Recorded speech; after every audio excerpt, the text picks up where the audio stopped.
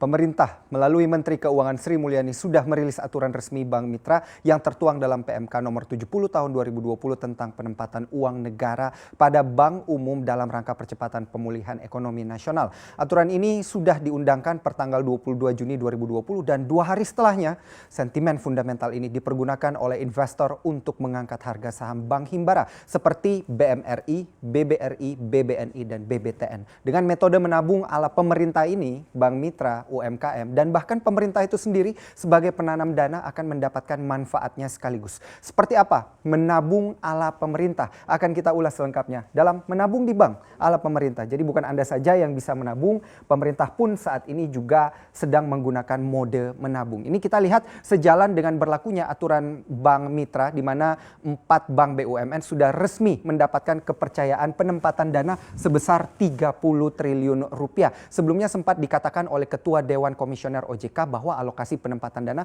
bisa saja mencapai angka kurang lebih 87,79 triliun rupiah. Tapi tidak menutup kemungkinan dana 30 triliun ini nanti bisa berkembang ke angka yang disebutkan OJK. Dari segi besaran dana, tentunya dana sebesar ini akan membantu likuiditas bank yang berperan sebagai bank mitra atau bank peserta. Seperti kata pepatah, sekali mendayung 2-3 pulau terlampaui, maka diharapkan selain membantu likuiditas perbankan, maka dana ini diharapkan dapat disalurkan untuk membantu UMKM melalui bank mitra dan bank pelaksana karena Bank Indonesia tidak bisa langsung masuk ke dalam sektor real. Sesuai dengan PMK 70 pasal 4 ke 4 bank ini, kalau kita lihat ada BRI, Mandiri, BNI, dan juga BBTN.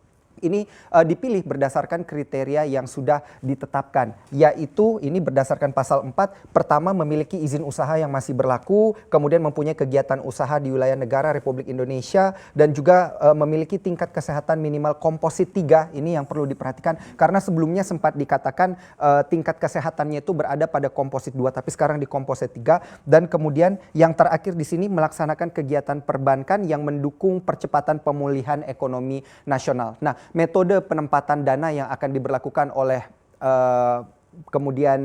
oleh bank ini adalah over the counter sesuai dengan pasal 9 yang artinya kuasa bendahara umum negara pusat dan bank umum mitra harus bertemu dalam Treasury Dealing Room Dirjen Perbendaharaan untuk mendiskusikan langsung poin-poin kesepakatan yang akan dicapai. Kemudian ini yang menjadi pertanyaan, bagaimana dengan mekanisme lain penempatan dananya? Akan kita lihat pada slide yang selanjutnya. Ini berdasarkan yang pertama PMK 70 pasal 11 terkait dengan jangka waktunya, di mana jangka waktu penempatan dana maksimal adalah 6 bulan, namun tidak menutup kemungkinan ini jangka waktu ini dapat diperpanjang lagi atau bahkan tidak dilanjutkan berdasarkan evaluasi berkala yang akan dilakukan pihak bendahara umum negara. Evaluasi berkala wajib dilakukan setidaknya 1 kali dalam 3 bulan sesuai dengan pasal 13 ini PMK 70 tahun 2020 terkait dengan evaluasi berkala. Kemudian bagaimana dengan besaran remunerasi atau imbal hasil yang akan dibayarkan oleh bank mitra kepada pemerintah nantinya?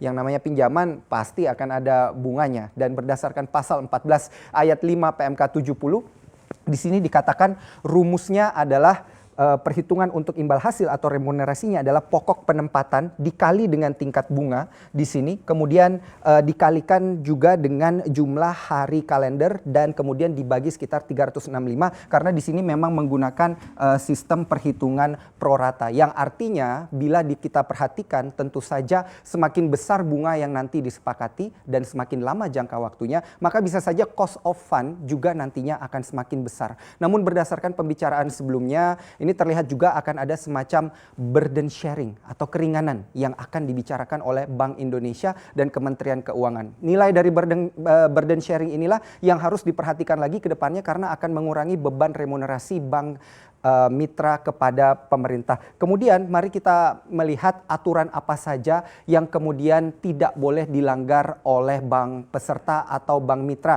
pada slide berikutnya. Ini mari kita lihat di sini.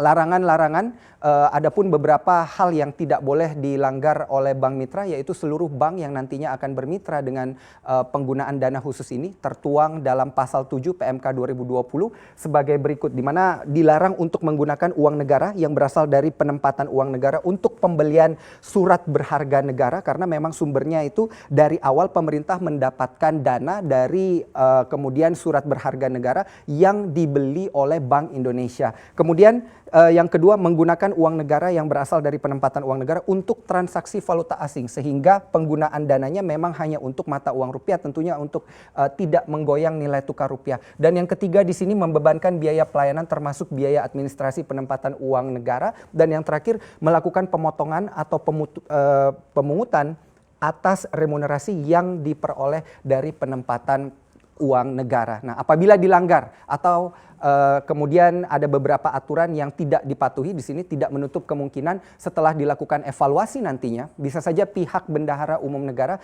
memutuskan untuk menarik penempatan uang negara sesuai dengan ketentuan pasal 12, di mana hal ini memperbolehkan BUN atau Bendahara Umum Negara menarik dana sebelum masa jatuh tempo. Dan yang terakhir, mari kita lihat di sini update yang dapat kami himpun hingga saat ini adalah proses ini masih dalam tahap negosiasi, di mana Menteri Keuangan selaku Bendahara Umum Negara sendiri akan diwakilkan oleh Dirjen Perbendaharaan Negara di sini untuk berunding dengan CEO Bank Himbara. Yang akan dirundingkan adalah kurang lebih ini kesepakatan terkait hal-hal yang utama, yaitu kira-kira besaran penempatan dananya di masing-masing bank ada berapa, kemudian tempo atau jangka waktu penempatan dananya, dan juga besaran nilai remunerasi atau imbal hasil, dan berbagai hal lainnya yang akan disepakati. Kesepakatan ini tentunya akan dinantikan oleh para bank pelaksana, juga investor tentunya, karena berdasarkan kesepakatan tersebut akan kita lihat lebih jelas